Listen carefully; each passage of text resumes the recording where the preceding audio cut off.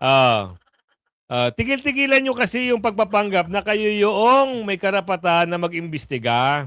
Ngayon, hindi kayo sinipot ng 18 Marines. Ano sasabihin nyo na naman?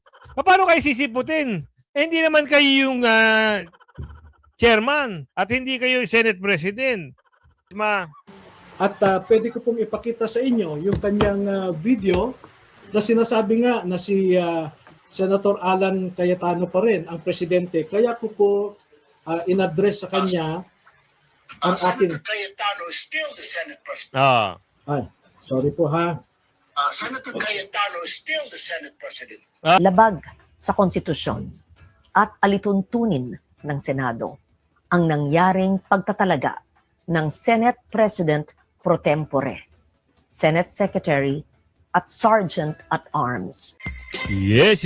Magandang hapon muli sa ating mga kasama. Nandito na naman tayo sa Kuya Goods nagbabalik. At syempre kung di ka pa nakasubscribe, pasubscribe na lang po at hit mo na rin yung bell para lagi kang updated sa ating mga video. Nakakatawa kayo! Akala ba natin, ako, buong akala ko, hearing ang mangyayari. Dito sa ginagawa nilang, yung sinabi nilang, sila raw yung chairman ng Blue Ribbon. Parang hindi na hearing ang nangyari, parang kampi-kampihan at parang sumbungan ng mga... Bakit ka mo, Kuya Goods? Akala natin dito, malalaman dito kung sino yung mga dorobo. Mismong mga kaalyado nila, hindi sila sinipot. At ito si Balulong, hindi rin sumipot. Bakit? Siyempre, malulutang ang pangalan. Ngayon, ang pinuntirya dito sa usapan ngayon, yung 18 Marines. At binasagang pang mga kargador. Sila yan eh. Di ba? Ngayon, dito nyo masasabi na talagang meron may pinagtatakpan dito. Kasi kung gusto nila ng transparency, itong mga bulok na 12 na ito, ay hindi ito magkakampi-kampihan. At tila baga parang meron silang tinutumbok na kasalanan pa ng 18 Marines na madama yung mga pangalan nila. Hindi rin sila sinipot. Kasi bakit? Hindi naman sila ang totoong Blue Ribbon. Wala hong presidente, wala pang chairman, chairman ko tuloy. Wala pang Senate President na naluluklok diyan. Kundi hearsay o kwentong kutsero, turo, ikaw Blue Ribbon Chairman. Ganun lang ang lumabas. Pero siyempre, bago natin pasadahan lahat ng mga video ngayon, ng mga balita, isang like, isang share at mag-subscribe ka na. At andyan lang po yung join button, pindot-pindot lang. At sa dulo ng ating video, yung shoutout segment natin. Baka hindi kayo nababanggit. Damihan nyo po yung pag-comment para hindi matabunan. Eto. Paano mo nasabi na parang kwentuhan lang ang nangyari at tila baga parang isang ano ba yung tinatawag ang 18 Marines ang tinuturo dito eh. Nang dahil daw sa 18 Marines hindi lalabas ang mga pangalan nila. Kung kayo ay gagawa ng ganyang kwento lang at hindi nyo ito papatunayan na kayo ay transparent sa taong bayan, magsitigil-tigil na kayo, sabi ni Aling Ledesma. Kasi yung mamang ito, yung mama na yan, si Mr. Bendalo, nag-speech, opening statement niya. Ano yun? Pasok. We gather for a consultative meeting in our organizational briefing to organize the Blue Ribbon Committee under the present majority bloc headed by Senate Pro Tempore and Acting Senate President Sherwin Gatchalian. Kita nyo na. To be clear, maliwanag sa bibig mo na na nagmula, Acting President. So, meaning to say, hindi kayo pwede maghiring-hiringan dyan dahil wala naman na napagbotohan na kayo ay magiging tapusin nyo muna yung issue kung sino yung Senate President bago kayo magdadrama-drama dyan at gumawa kayo ng kwento na kayo ang mag-iimbestiga. Pero ano nangyari? Meron bang investigasyon? Parang wala naman ata nalaman ng taong bayan. Sino ba iniimbestigahan nyo? Bakit nakatutok kayo sa 18 Marines na nagsasabi at nagbunyag ng mga kadorobohan at mali-malitang kinukubra? Yun pa ngayon ang gusto niyang imbestigahan samantalang itong napapangalanan kasama ang iyong pangalan. Kaya kasi gusto nilang damputin itong mga itong posisyon na yan. Kung gusto nilang hawakan para mailihis nila ang kanilang pangalan at kung sino man yung dapat mailihis. Ganun lang kasimple yun eh. Totoo, di ba? O, tuloy. We will be asking for updates from the executive agencies. As we proceed, this committee must likewise address the circumstances surrounding the June 4 press conference held in the session hall. Nag-iyakan na sila. Yung June 4, iniyakan na rin. Tigil-tigilan nyo kasi yung pagpapanggap na kayo yung may karapatan na mag-imbestiga. Ngayon, hindi kayo sinipot ng 18 Marines. Ano sasabihin nyo na naman? Paano kayo sisiputin? Hindi naman kayo yung chairman at hindi kayo yung Senate President. Yung utos ni Senador Marcoleta ang pinakinggan dahil hanggang ngayon si Senator Alan Peter Cayetano, siya pa rin ang Senate President. Kaya ito ang paliwanag ni Attorney Baligod. Bakit kami pupunta doon hindi naman kayo ang committee ng Blue Ribbon? Oo, doon kami maniniwala sa Senate President pa rin hanggang ngayon. Pasok! Attorney. Hello, attorney. Ayan yung pagdating nila. Dumating si Attorney Baligod sa Senate pero hindi sa hearing.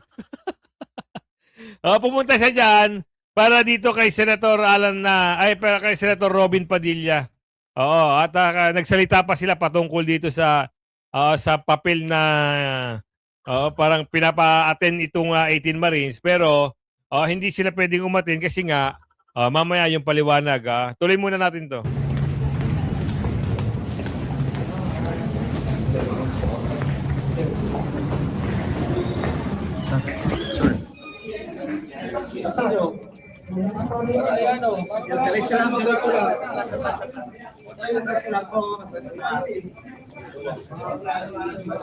Sir, yung kasama nyo, sir. Kasama nyo, mag-great. Para sama-sama kayo, sir.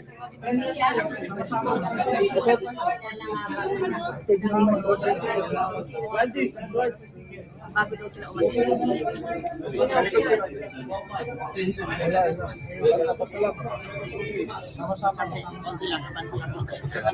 Isa pa yung sa kabila.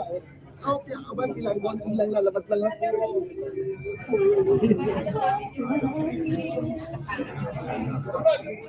Yan yung kaganapan nang pumasok sila Attorney Baligod doon sa Senate. At ito, dito nyo mapapakinggan, he can cite us in contempt. Kasi yun yung plano ni Bendalo. Di ba? Yun yung sinabi niya nung mga nakarang araw. Tapos humingi ng tawad. Yun talaga ang plano. Na pwede silang ipasite in contempt. Pero, ito sagot naman ni Atty. Baligod. May magbigay muna ako ng Statement muna. Statement po.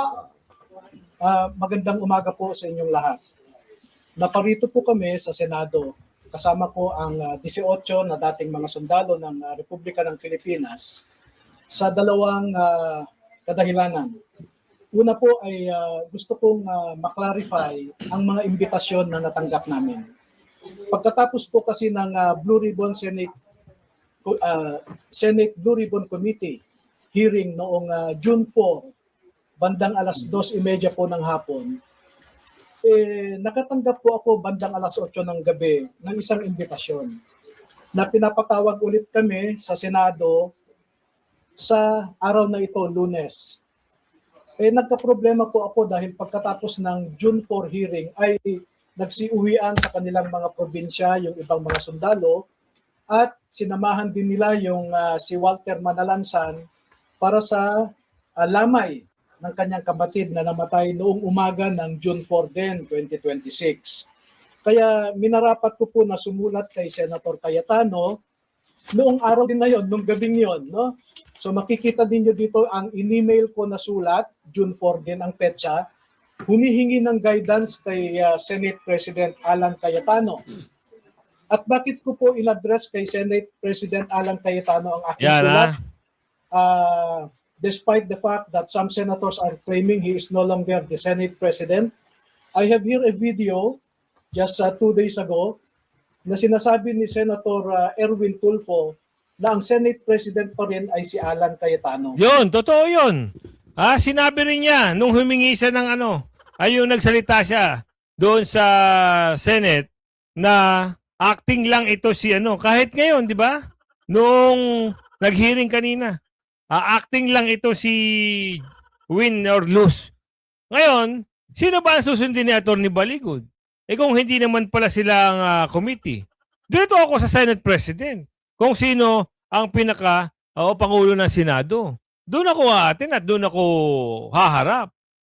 Paano kayo sisiputin ng mga 18 Marines Ang sasama nyo, yung mga dila nyo, mga bulok na Senado.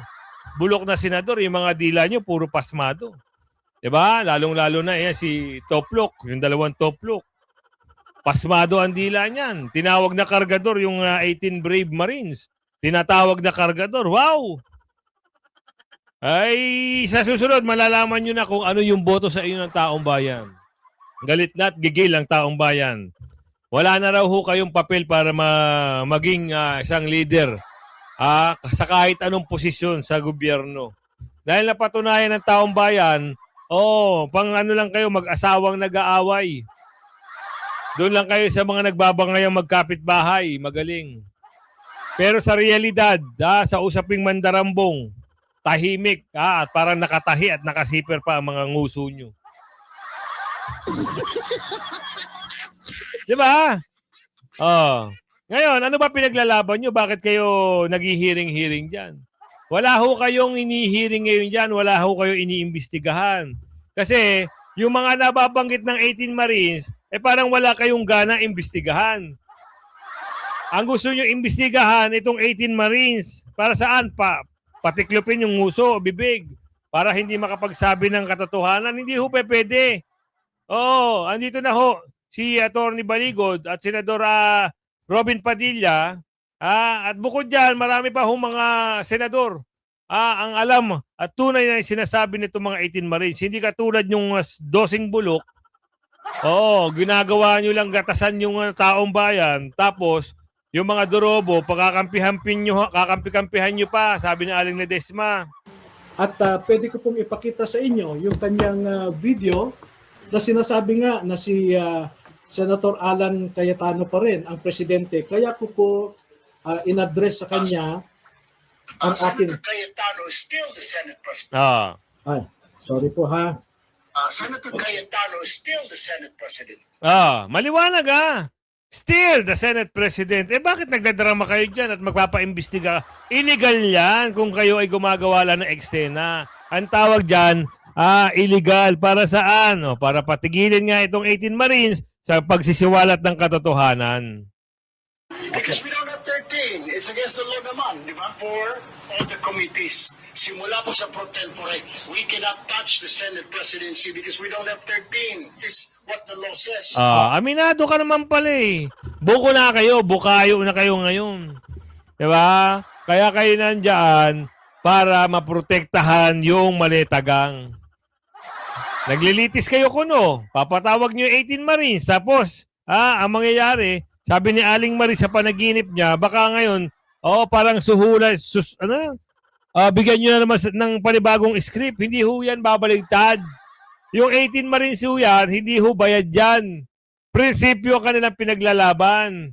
At doon sa sinasabi sa hearing nyo kuno, na merong 5 million each, anak ka na naman bugi niya, no? Ano na naman kwento niyan? Di ba? Kung yan ay bayaran, mag-isip-isip nga kayo, ilang milyon yan kung babayaran nyo yan? 18 times 5 million. Ilan yan? Sino magbabayad? Si Congressman Mike Defensor, ayun ang pinapalabas nila 5 million each. Sa kukuha si Congressman Mike Defensor, hindi na nga sa congressman. Sige nga. Yun ang kanilang naratibo ngayon. Ito nga mga 18 Marines daw ay binabayaran ng 5 million kada isa, di umano, para ilaglag yung mga pangalan ng mga maletagang. Kung 1 milyon ang usapan, maniniwala ako. Pero 5 million, sino magbabayad? Sige nga, Aber. Kwento nyo sa pagong. You have to have 13.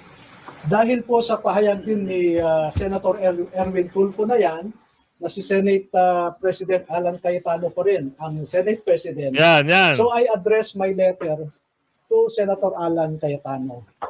At sumagot naman po si Senator Cayetano noong Sabado, no? At ang sabi niya rito, if I may read for your convenience the pertinent portion of the letter. Ang sabi po niya sa second paragraph, we must clarify, however, that the hearing purportedly set for 08 June 2026 was not authorized by this office, by Senator Pia Cayetano as committee person, chairperson, or by Senator Rodante Marcoleta. No? So, bakit po nilarapat na magpunta rito para sana tanungin kay Senator Cayetano itong sulat niya? No? Dahil makikita po din nyo, hindi lang po itong rules ni Senator Robin. Ipapakita ko po sa inyo yung Section 17 ng Senate Resolution number 5 which was approved on August 9, 2010. No? At ang sinasabi dito, any invitation for a witness or any subpoena should be signed by the chairman of the committee and approved by the president of the Senate. Yun, maliwanag ha. Bakit kayo susundin ng 18 Brave Marine ha? Kung kayo pala ay lumalabag dito. 'Di ba? Alam nyo yung nangyari kanina sa hearing nila kuno, parang kampi-kampihan eh. Parang isa lang ang purpose nitong mga to. Isa lang ang purpose nito. Tanggalin sa issue itong flood control. Kasi, buko ang mga kabalbalan. Dismayado daw sila. Lalong ito yung nagpapanggap na Senate President. Dismayado daw siya. Bakit hindi raw umatin? Bakit nga kayo haatinan? Illegal nga yung ginagawa nyo. Diba? Pasok natin. Unang-una sa lahat po, nakakadismaya na hindi po umattend yung 18 bodyguards, yung kanilang abogado na si Attorney Baligod at si Ginoong Mike Defensor dito sa ating patawag. Hindi nyo naman pinatawag si Mike Defensor eh. I-backread nyo, watch read nyo yung sabi ng COMSEC. Hindi nila pinatawag si Congressman Mike Defensor. Tapos gagawa kayo ng kwento, bakit hindi umatin si Mike Defensor? Tsaka yung kwento nyo na yung resource person nyo dyan kuno na nagsasabi na 5 million each. Wow, ang sarap. Para lang malihis ang usapin. At madiin ng 18 Marines, gumagawa na naman sila ng kwento. Pero sabi ni Bibi Sara, sarswela lang lahat ng yan. Iyon ang pinangahawakan na salita. Pag sa sinabi, sarswela yan, ang pangit. Di ba? Sarswela nga. Na patawag. Nag-release po ang Blue Ribbon Secretariat ng official na invitation. Ipinost to sa website. Itong ating consultative meeting today ay ini-stream rin po sa website.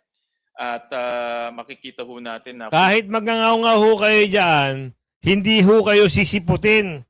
Hindi nga kayo sinupot ni Dilima, kung sino-sino yung pinatawag niyo na congressman na nasasangko tapos papaatin niyo pa yung 18 Marines. Iharap niyo muna si Balolong. Saka ho kayo magngangaw-ngaw dyan. Hanggat hindi niyo napapalabas si Balolong, wala hong 18 Marines na lalantad dyan. At nagsabi na rin si Atty. Baligod na hindi kayo kinikilala, na kayo ay isang lehitimong committee o kayo tinatawag na Blue Ribbon. Fake Blue Ribbon Committee yan ang tawag sa inyo, sabi ni Aling Ledesma. Tama nga naman. Bakit nga naman natin? Hindi naman umatin yung mga pinapatawag nila. Dahil hindi rin ho naniniwala sa kanila. Dodose lang ho kayo. Ano gusto nyo? Maging chairman kayo? Sa 12, wala namang bumotong buong senador. Kaya ngayon, ito si Senator Legarda, giniit niya, nalabag sa konstitusyon itong nangyaring liderato, palitan ng liderato noong June 3, tama ba? June 3 ba yun? Nga, noong June 3.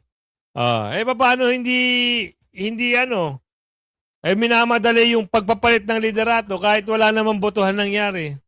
Eto, makinig kayo yung mga peking Blue Ribbon na hearing, pakinggan nyo. Di valid at labag sa konstitusyon ang naging pagbabago sa Senado noong June 3. Ayon kay Senator Loren Legarda. Iginiit ni Senator Legarda na siya pa rin ang legitimate na Senate President pro tempore dahil hindi umano naabot ang 13 bilang ng senador para sa pagsasagawa ng reorganization.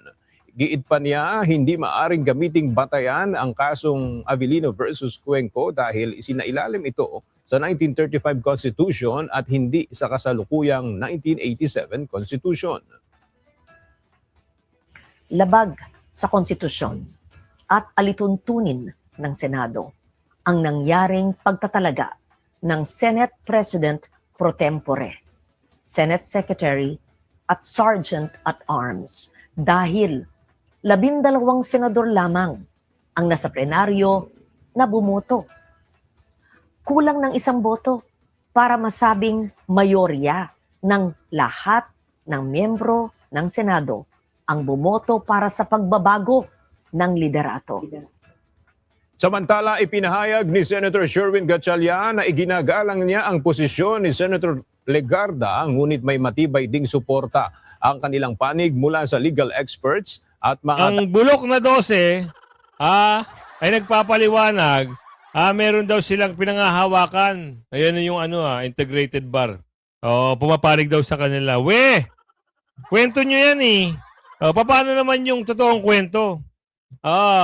Wag nyo naman pag pinagluloko ang taong bayan, hindi na ho kayo paniniwalaan. Wala na ho maniniwala sa inyo kasi lahat ng mga ginagawa nyo, pangbabraso, panggigipit, para makuha nyo lang yung liderato. Yun lang ang nakikita ng taong bayan dito eh. Kaya kayo nadismaya dahil hindi kayo sinipot, dahil hindi naman kayo kapanipaniwala. Wala hong naniniwala sa hearing nyo. Diba? Tignan nyo, ang daming komento, pinagtatawanan na kayo. Asar na asar sa inyo ang taong bayan, hindi lang asar. Gigil na gigil. Gusto kayong pagsasampalin dahil sa pinagagawa nyo. Agarang pagnakaw ng posisyon sa liderato o committee. Diba? Yun lang naman eh. Ngayon, ano yung lalabas? Sino ang mali dito? Sila, kasi nagpa-hearing sila. Hindi naman sila, wala naman sa kanilang Senate President doon at hindi naman sila totoong committee ng Blue Ribbon. Sa totoo lang tayo huwag tayong hindi ho kayo paniniwalaan na ngayon. Tapos na ho ang karera nyo sa politika kasi ang babad nyo eh. Bad. Matakaw kayo sa kaban. Di ba? May mga issue pa kayo. Pag narinig nyo yung kanta na yun, parang yun yung patay sindi, ano? Tapos bubuka ang bulaklak, Ang takaw nyo, ha? Sarap ba? Pero ng taong bayan, ha? Wow. Alam mo, nakakadismaya itong mga senador na ito at nababalita pa na meron pang binabayarang 250,000 na galing sa kaban ng bayan. Galing, ano? Sana matauhan na yung mga taong naniniwala sa inyo. Wala daw silang ginawang mali. Ano naman yung pinagsasabi nyo, wala kayong ginawang mali? Puro mali ang pinagagawa nyo. Lalong-lalo na yung makikita nyo yung pagmumukha dito. Puro mali. Ikinagulat ng marami ang sorpresang pagdalo ni Senator Francis Chis Escudero sa nakaraang sesyon ng Senado noong June 3. Hindi na kami mag-ano dyan. Talagang hudas sa hudas, sabi ni Aling Marie. Anong nangyari? Kumbaga, pinagkalulumo yung mga kasama mo. Yun ang nakita sa video eh. Yung dating magkaaway dahil palitan ng liderato, ngayon nagyayakapan para lang dito makakuha nila ang mayorya. Pero hindi ho nyo makukuha ang mayorya. Malabo sa malabo yan. Kaya nga sinabi doon, si Senate President Alan pa rin ang nananatiling Senate President. Walang sino man dahil wala hong nagbotohan ng buong Senado. Sino nga ba ang majority block? Alamin natin, sino ba talaga ang majority block?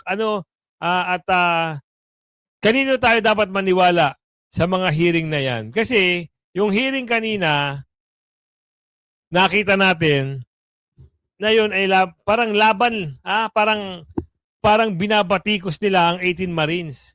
Eh yung 18 Marines ka ang naglalabas ng katotohanan tapos binabatikos nyo. Sasabihin nyo, yung ebidensya kulang. Paano? Hindi nga kayo naniniwala kasi nga meron kayo pinagtatakpan, sasabihin nyo pa kulang. Agawan ng liderato sa Senado, pasok.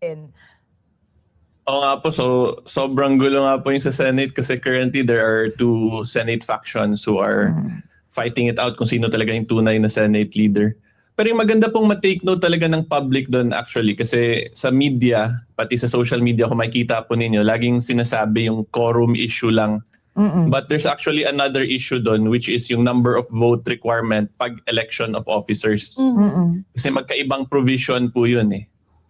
Okay. And then yung sinasite po na case, yung Cuenca case, it actually addresses only yung quorum issue directly, hindi yung vote. Yun, totoo yun. Lagi natin sinasabi yun.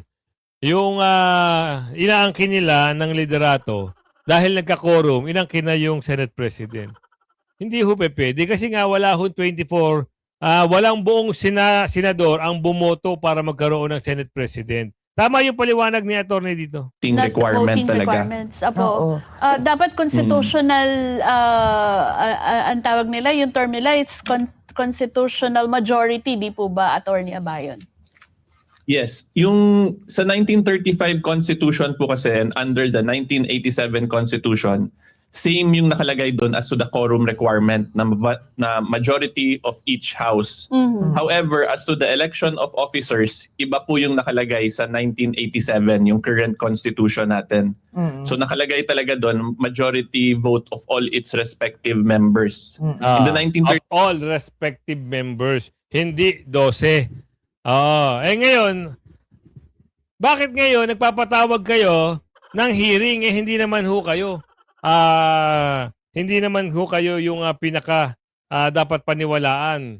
Illegal yung mga ginagawa nyo. Gumawa kayo ng sarili nyong liderato pero hindi kayo dumaan sa lahat ng respective members para bumoto at para masungkit nyo ang liderato. Peke, yan ang tawag sa inyo dapat.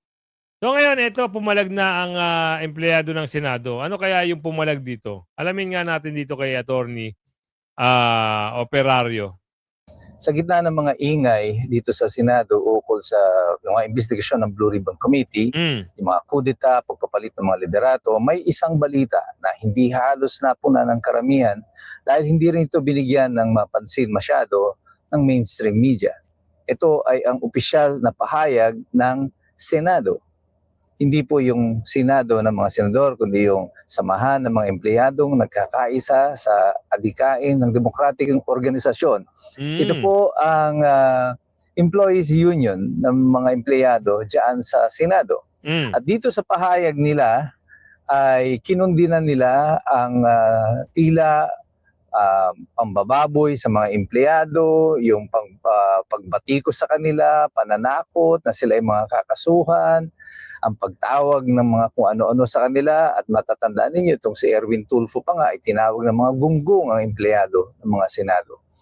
At ang importansya po ng deklarasyon na ito ay nakikita natin na ang mga mamamayan, ang mga ordinaryong mga empleyado ngayon ay natututo ng magsalita at ipinaglalaban ng kanilang mga karapatan sa harap ng mga banta sa kanilang employment, sa kanilang trabaho.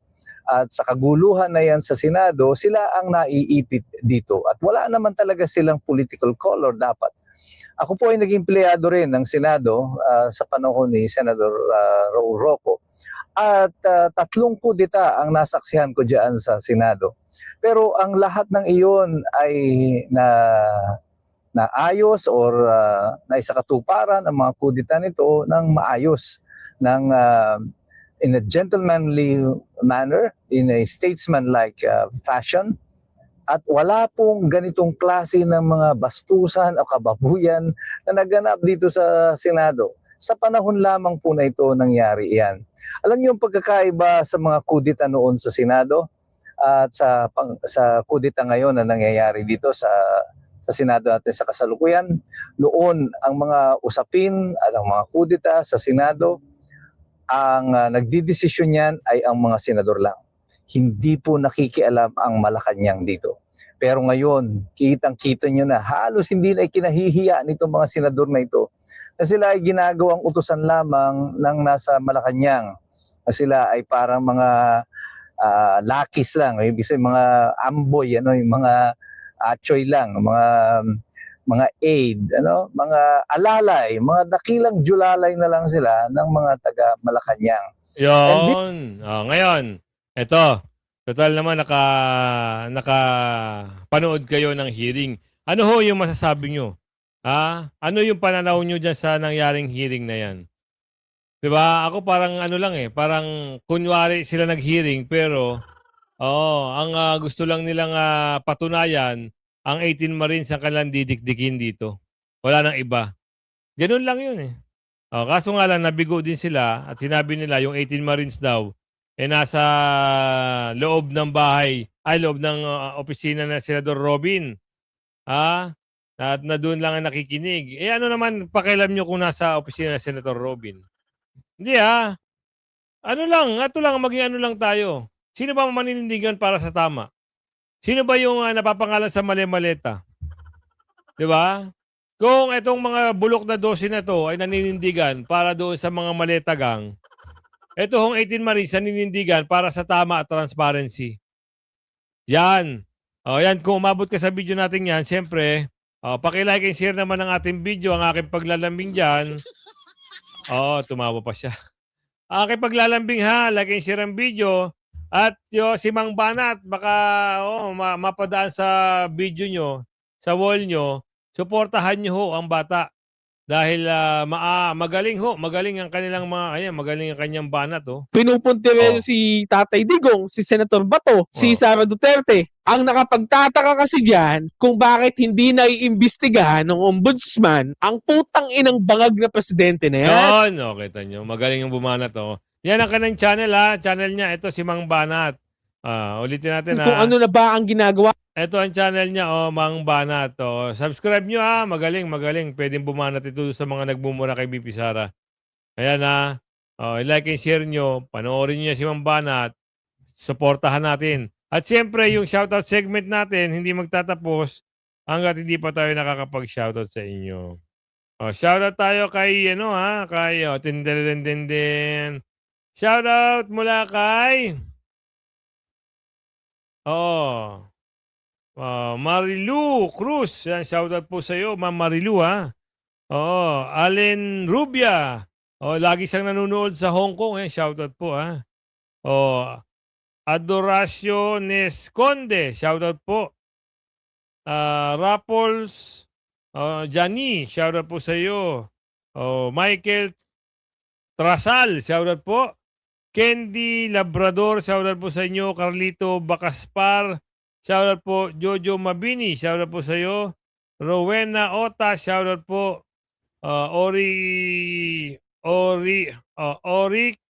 Orikel Lortis. Shoutout po sa iyo. Haba. Tsaka tongue twister si Ma'am Isabel Monano. Shoutout po Si Ma'am Remiter Teresa lagi siya nanonood sa atin Malaysia. Annalisa Sweetheart Gillian. Lagi siya nanonood sa atin Libby Libby Bolton. Yan, shoutout po Yam Yam 3318. Shoutout po. Romeo Tadong. Shoutout po. Ma'am Damanusa. Shoutout po. Roto Vegas ng New Zealand. Shoutout po sa inyo. Romualdo Surin. Shoutout po sa inyo. Jimmy Milyaro. Gima Liaro. Yan, shoutout po sa inyo. Nancy Perez. Shoutout po. Rosita Nuas. Shoutout po sa iyo. Ma'am Mary Ann De Leon. Shoutout po. Alicia Pistan. Shoutout po sa iyo. Erlinda Daaloy. Shoutout po. Willie De Los Santos. Shoutout po sa iyo. Join Green. Shoutout po sa iyo. Night XX Man. Shoutout po sa iyo. Merly at Amelito Manaog. Yan, shoutout po sa iyo. Ron din Akraman. Shoutout po. Tabora Daidwin, shoutout po sa iyo. At Luz Kilang, shoutout po sa iyo. Olet Bay, shoutout po. Salve Santiago, shoutout po sa iyo. Ampotato, shoutout po sa iyo. Rafol Yani, shoutout po sa iyo. Pe Gonzales, shoutout po sa iyo. Diomedes Castro, shoutout po sa iyo. Ma'am Lucky 45, April Diamond 35, shoutout po sa iyo. Lawan Bay, shoutout po sa iyo. Lolita Pointon, shoutout po sa iyo. Yan, kung umabot sa video natin yan, ako naman ho ay maglalambing sa inyo, i-like and share nyo ang ating video. At doon sa mga hindi nababasa ang aking nababasa ang inyong pangalan, baka ho natatabunan. Kaya comment ho kayo, damihan nyo po yung pag-comment. Hanggang sa muli po, bye-bye!